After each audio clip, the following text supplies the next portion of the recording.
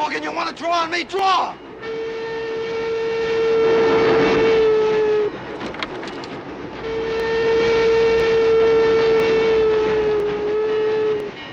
Autocratic cattle baron Craig Belden has come to believe he's above the law when his son Rick rapes and murders a Native American woman married to US Marshal Matt Morgan. Belden arrogantly declines to allow his son's arrest. The marshal, once a friend of Belden's, takes on the rancher's henchman and Rick's accomplice to bring the killer to justice. Described as an adult western, John Sturges' Last Train from Gun Hill is an underrated taut western, similar in tale and tone to 3:10 to Yuma. This largely forgotten film features Kirk, Dougles and Anthony Quinn as aging frontier relics whose hidebound ways lead to their inevitable confrontation. A lean type western thriller based on the short story Showdown by Les Crutchfield.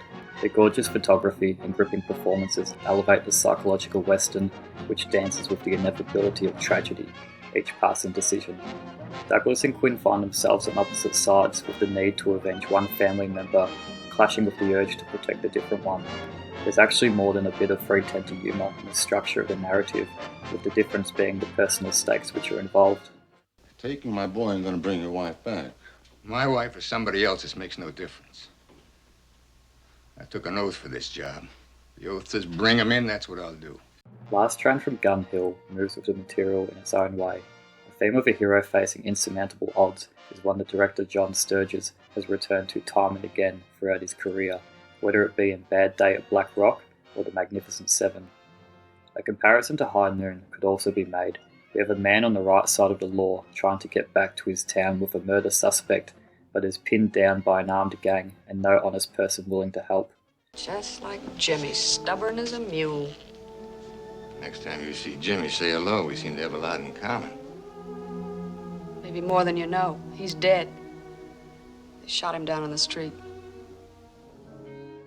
Gun Hill stands out because it depicts a conflict of two sides, rather than a cliched white against black hat you've seen in a dozen westerns over the years. It is obvious Morgan and Belden respect one another, but are simply at an impasse. Although Belden has highly questionable qualities, he is not all bad. Though desperate to save his son, Belden gives Morgan several chances to leave town quietly, a courtesy he doesn't extend to many people. Earl Holliman is most effective as the despicable, weakling son. He is a character who is seemingly irredeemable. Carolyn Jones delivers impressively as Quinn's former lover who has suffered at his hands. There are some strong thematic elements at play in Last Train from Gun Hill, including interracial marriage, rape, and the abuse of women. Moral ethics plays a strong role within the narrative, and Sturges' no-nonsense direction keeps the action moving at a tense pace. A tale of passion and horror in old America, Last Train from Gun Hill is a solid, fast-paced western that relies more on telling than showing its bitter, shadowy heart. The performances are great, particularly Douglas and Quinn, who each in their own way is hidebound by their ethos of self-made individualists, and their inability to bend changing times sets up their inevitable confrontation. Linda? I hope he makes it. Linda? I really do. I'm praying for it. Linda! Mr. Belden!